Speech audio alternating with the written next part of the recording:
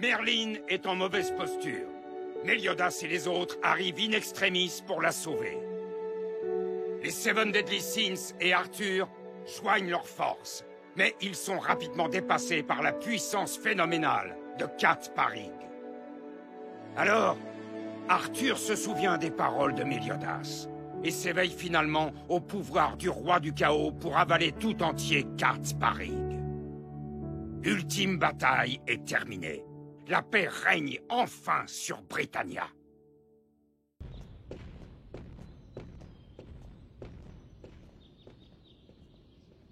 Et ben voilà, ils sont partis. On se retrouve comme au début de notre aventure. C'est-à-dire rien que nous trois. Pas pour longtemps. Hein? Bah oui, moi aussi j'ai des projets. Le maître des restes va chercher son repas? T'es bête ou quoi? Je t'en ai parlé. Je vais aller au purgatoire pour ériger une stèle à la mémoire de mon frère. Tu es adorable, parce que tu es un grand sentimental. Et aussi un grand méchant hawk. Au revoir, Meliodas et Elisabeth, à très bientôt. Rassurez-vous, je pars pas pour toujours. Youhou! Par contre, il va faire comment pour retourner au purgatoire? Attends, et je fais comment pour aller au purgatoire? Merlin! Merlin! Il faut que tu m'aides à aller tout de suite au purgatoire! Eh oh! Merlin! Je sais que tu m'entends! Je t'en supplie, fais ça pour moi! T'as déjà vu, toi, un cochon qui parle tout seul? T'as déjà vu un cochon qui parle? On est copains comme cochons, alors rends-moi un service! Eh oh! Merlin! D'accord, je vais t'envoyer là-bas. Mais pour le retour, je ne peux rien te garantir.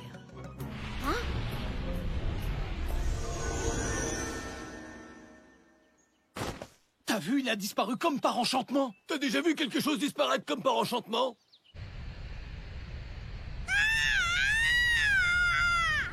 Il est vraiment horrible cet endroit!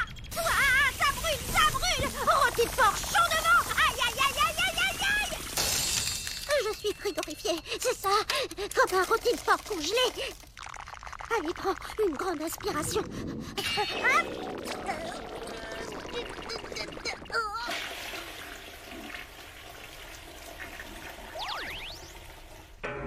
N'oublie pas que tu es un héros. Il n'empêche que si je sors pas d'ici rapidement, je vais y laisser ma couane.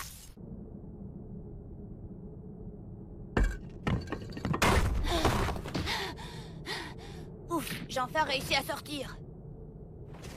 Hein? C'est pas possible. Camelot a été détruit, il ne reste plus rien. Orlandi, Hein? t'occupe pas de ça. Aide-moi plutôt à sortir tout le monde. Oui, bien sûr, tout de suite. Toutes ces personnes humaines ont eu beaucoup de chance. Sans votre pouvoir de guérison, ils seraient morts et pas seulement endormis. Oui, mais il y en a beaucoup que je n'ai pas pu sauver.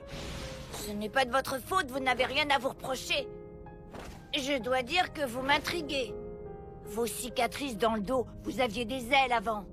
Hein, Nanashi? Vous venez du clan des déesses, n'est-ce pas? Oui, mais c'était il y a longtemps. Aujourd'hui, je suis un épéiste nomade au service d'aucun roi. Vous aviez l'air très attachés l'un à l'autre. Regarde là-bas. Oh. Attendez, je rêve. Bonjour Nanashi! Bonjour Orlandi! Grand frère! Où es-tu? Hé! Si t'es mort, alors dis-le-moi, je veux être fixé! Hé, dis donc le gros, tu pourrais quand même faire attention où tu mets ton groin! Oups, désolé.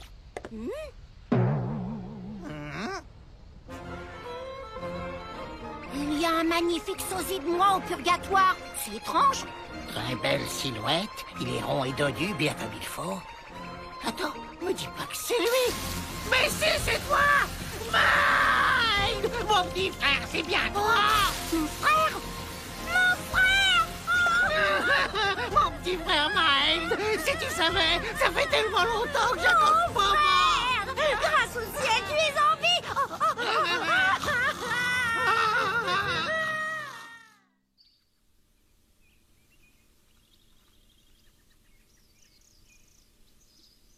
C'est calme, ça fait du bien. Extermination de la vermine rampante et maîtrise des bandits du lac de Piénès. Mission accomplie. On aurait pu nous confier un travail moins facile. Tu trouves pas, Slater? Ah bon? Tu aurais voulu affronter des démons? Non, j'en demande pas autant, surtout qu'on a déjà donné. Moi, du moment que je sers Sa Majesté le Roi, tout le reste, je m'en fiche complètement. Ah oui? Je suppose que tu parles du roi actuel? Oups, pardon. Pour moi, la seule personne digne du trône est le roi Bartra. Ça, tu l'as dit. Allez, les filles du nerf! C'est vous, tout ça, et vous êtes à 2 contre 1! Un insecte pourrait tranquillement se poser sur vous! C'est drôle que tu dises ça, parce que justement, il y en a un qui a atterri sur ta tête. Dodo. Arrêtez, je suis pas un insecte! Fiora? Qu'est-ce que tu fais ici? Je dois vous transmettre un message. C'est pas vrai! Alors ça y est, Ban et Elaine? Désolé, chef. Il faut que j'aille tout de suite dans la forêt du roi des fées. Tu m'excuseras. On y va! Allez, viens! Oui. Hein? Attends, tu peux au moins me dire ce qui se passe? Hey! Elle est pas gênée, je suis quand même le chef des chevaliers sacrés! Tu es tellement compréhensif. C'est ce qui fait ton charme. N'essaye pas de me flatter! Mais enfin, Dispirce! Et tu comptes faire quoi, maintenant que t'as quitté les chevaliers sacrés? Je vais retourner à Édimbourg, ma ville natale, pour reconstruire le royaume. Tout d'un coup, ça te prend comme ça. Est-ce qu'il y a une autre raison pour laquelle tu quittes Lyonesse? Je ne vois pas pourquoi je serais au service d'une royauté dont le roi est un démon et la reine une déesse. Mon futur royaume accueillera uniquement des humains. Je vous dis adieu. Oh, non, je t'en prie, ne pars pas, attends!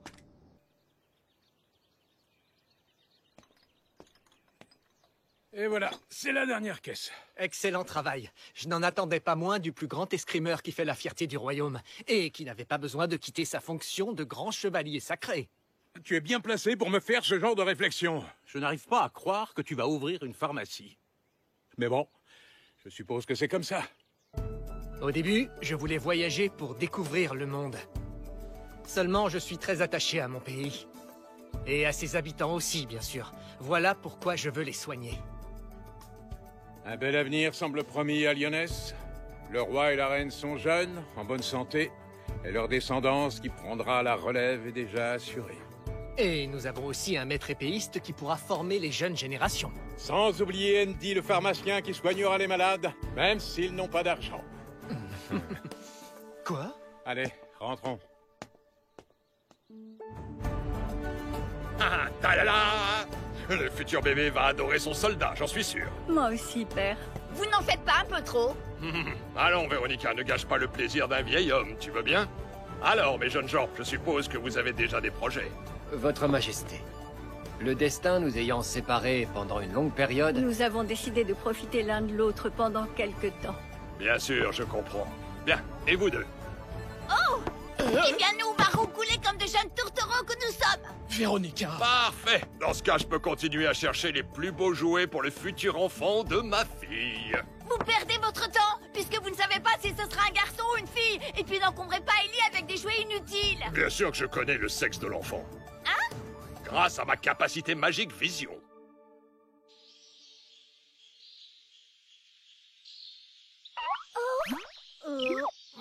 Dites, les enfants, vous les espionnez encore? Oui, c'est vrai, Dame Gerard. On comprend pas, on voudrait savoir ce qu'il y a dans son ventre. Il m'a donné un coup. Avec le poing ou avec le pied? Je sais pas, aucune idée. C'est la première fois qu'un enfant naîtra d'un humain et d'une fée.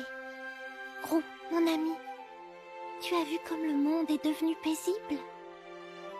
Tu sais quoi? C'est quand même étrange. Nous, les fées, on est engendrés par les arbres et les fleurs.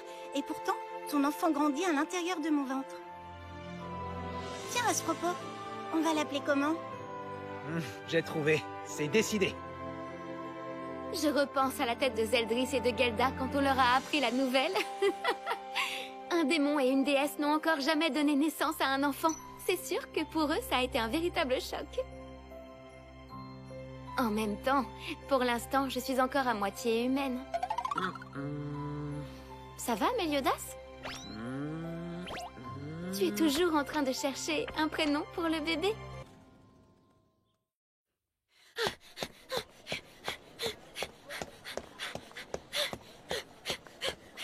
s'il vous plaît, ne partez pas! Prince Tristan, attendez! On est dans le pétrin, les amis, l'heure est grave! Qu'est-ce qu'il y a, Tristan? Pourquoi tu t'affoles? Comment ça, l'heure est grave? J'ai découvert un complot diabolique dont l'objectif est de détruire tout le royaume! D'ailleurs, à cause de ma découverte, un des méchants est à mes trousses! Prince Tristan, où êtes-vous? Bah ça alors... Mais non, lui c'est pas un méchant, c'est juste un garde du château. Il ressemble à un garde, mais c'est sûrement un méchant. Pas de panique, et écoutez-moi attentivement, d'accord? Il paraît que les Seven Deadly Sins, ces traîtres légendaires, vont venir au château ce soir pour se réunir. C'est véridique, j'en ai entendu parler par une servante qui aime bien les ragots. Les méchants ennemis sont les hommes et les femmes sur les avis de recherche. Il s'agit sûrement d'un complot pour prendre le contrôle de Lyonesse, ça ne fait aucun doute. C'est la raison pour laquelle, en tant que prince, non! En tant que chevalier sacré, je défendrai la paix à Lyonesse! Il est de mon devoir d'empêcher leur projet machiavélique! Faut y aller, les gars! Salut Tristan, à demain! Faut pas qu'on soit en retard pour le dîner. Belle mentalité! À votre avis, qu'est-ce qui est le plus important? Manger ou la paix dans le royaume?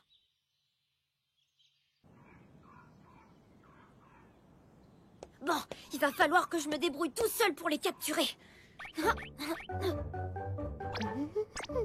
Pas si vite. On peut savoir où tu traînais encore? Maman! Tout le monde s'y est mis pour te chercher. Tu as vraiment une énergie débordante, chérie. Comment ça, tout le monde? Tu veux dire que les traîtres connaissent mon existence? Hein, les traîtres? Bien sûr qu'ils te connaissent. Je suis cuit! Ils savent que je suis au courant de leur plan perfide! Maman, il faut que tu saches la vérité. Voilà, j'ai découvert que papa et les autres traîtres vont renverser le royaume ce soir. Tristan, mes amis et moi, on t'a cherché partout. Ah, c'est eux les Seven Deadly Sins. Salut, Tristan. Il vous ressemble à tous les deux, il est trop chou. C'est vrai qu'il est mignon, mais pas autant que notre fils. Pour un enfant aussi jeune, il a un sacré caractère. Comme on dit, la pomme ne tombe jamais loin de l'arbre. Et hop! Ça fait plaisir à voir. Ce petit est très vif et il a une excellente détente. C'est une soirée importante. Tu le savais. Où est-ce que tu es encore allé te perdre? Ouais, ne tombe pas entre vos mains. Bon, et maintenant, on va sortir tous ensemble et se battre à la loyale. Oui,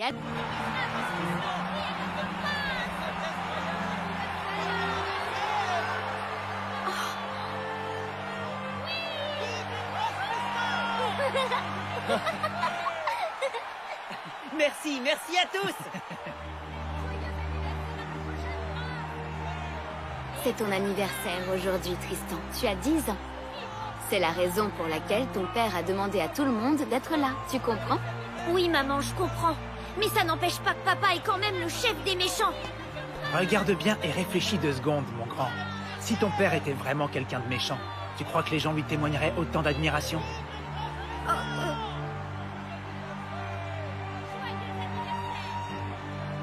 Ah non, qu'on ne me raconte pas d'histoire! Comment on peut admirer un homme qui n'est pas plus grand qu'un enfant? Et puis, il boit beaucoup! C'est un irresponsable! En plus, il en a toujours après les nichons de maman! Même moi, je m'y intéresse plus depuis très longtemps! Dis-moi, qu'est-ce qui te ferait envie comme cadeau d'anniversaire, Tristan? L'épée légendaire! Ah non, impossible! Zut alors! Eh bien, dans ce cas, je vais te faire un cadeau un peu particulier. Ça alors? Voici la véritable histoire de ceux que tu appelles les traîtres, et qui sont les Seven Deadly Sins.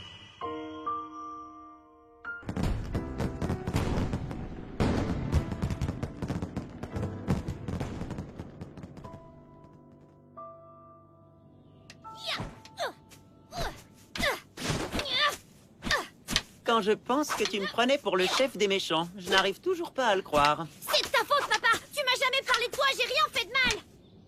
Hé, les garçons, on passe à table. Oui, maman! Tu sais, je suis vraiment curieux de savoir ce que tu feras quand tu seras grand. Aucune idée. Personne sait ce que l'avenir nous réserve, papa. Oui, c'est vrai. Mais tu peux aussi le dire autrement. Ton avenir ne connaîtra aucune limite. Tout comme le ciel. Pourtant, il faudra que je te succède en tant que roi, non? Pas forcément, ce n'est pas grave si tu as envie de faire autre chose. Hein? Pour de vrai? Oui, si tu veux, tu pourras devenir un chevalier sacré. Alors je sais exactement ce que je veux faire.